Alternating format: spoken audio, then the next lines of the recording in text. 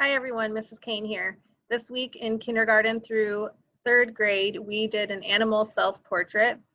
I'm going to quickly show you what we did in case you want to work on this project at home. So we talked about what is a self-portrait. A self-portrait is a picture of a person. It could be a picture of yourself, and it could also be a picture of an animal, which we worked on today. The most important thing to remember with a portrait is that it's from the shoulders up or from the waist up. It's not a full body picture. So you're really focusing on the facial features of the person or the character in the portrait, and just the slight start of their clothing. These are some famous self-portraits that we talked about in class. We have on the left Frida Kahlo, and then we have Pablo Picasso, Vincent van Gogh, and Mary Cassatt. And the reason that we looked at these is to show that they're all very, very different from each other. These are famous artists throughout history that have really created interesting styles that we still use today in art. So when we were drawing our self-portrait today, we were actually going to draw an animal. But just like if we were drawing a person, we're going to make sure we include all of the facial features of that animal. So the eyes, the nose, the mouth, any specific details of that animal that we wanted to include. Oh, and sorry, this was from the next group. Our animal portrait does not look like this, but I wanted students to be able to see that there are different styles of animal portraits, and these also represent what I'm discussing about the portion of the body and the head that we're including in the portrait. So you can see here on this cute dog, they've included all of the important facial features. This one here is quite realistic. You can see it's a picture of this dog here. And in second and third grade, students were given the option if they wanted to add some sort of clothing or some kind of hat, like some funny little silly details to the animal. In kindergarten through third, we also focused on the different types of lines, and you can pause here if you want to look through those again, the different types of lines that we've discussed in class, as well as patterns, which students have learned is the repetition of color, shape, or line. So if any of those things are repeating over and over again, that is what's creating a pattern. And to create their lion, we started with a cup, and we traced the cup not quite at the top of the paper, you can see here, and not all the way at the bottom. You want to make sure that you're leaving room for that body. So you trace the cup, you can only go halfway around, and then you have to switch your arm around and come the other way, right? So that we can get the full cup without twisting our arm around like crazy. All right, then you're going to give your lion some eyes. And I'm going to give my lion sort of more cat eyes. And students did in class decide that they were going to turn theirs into a dog or a cat. You can change that if you want.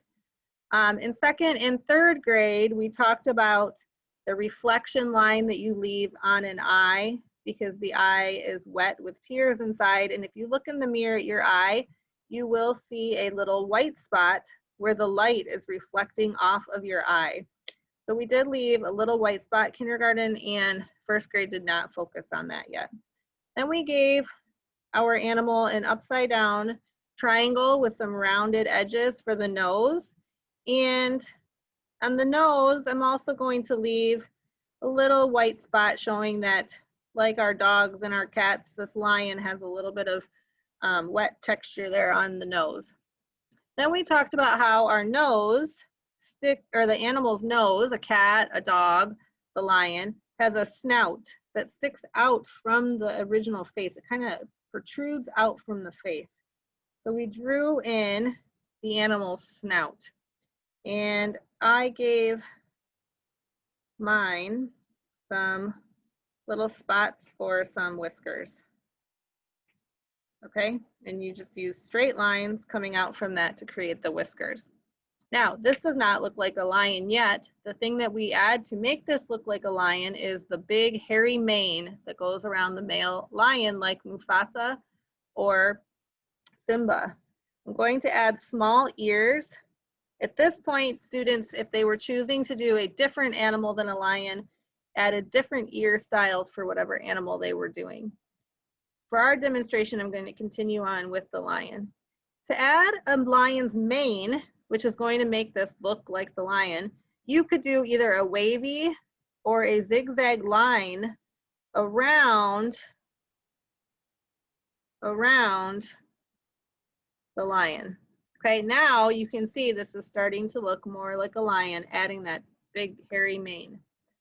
Now, when we looked at the body, we only added a curved line here and a curved line here for shoulders and the arms coming down because we're not doing the full body. And then we added a line here and a line here to show the arms. Next, students use crayon to decorate their lions using different types of patterns. So if they were going to have a furry lion here, some students may have decorated this using the repetition of zigzag lines, and students use all sorts of different things to decorate their lion. They may have chosen to do polka dots around the mane. They may have divided their mane into different parts and use multiple patterns, and I'll show you an example at the end. Then students either chose to continue decorating and coloring. You could color some portions in completely if you wanted to color in the face or something like that. Some students continued with just crayon, coloring in the rest of their lion.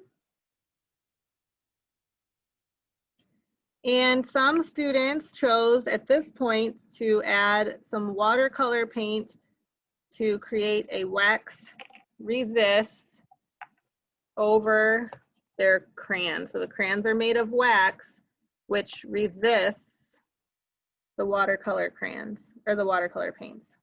So some students chose to paint over the background or paint some of the lion using watercolor paint. And that was our project for today. We have a couple of examples that I can show you. Here is a finished lion using only crayon. You can see lots of different patterns around the mane. This one was traced using a cereal bowl instead of a cup, so it's quite larger. And again, focusing on pattern, using line here to create some fur texture. So I hope you have fun with the project, and I'll see you all next week.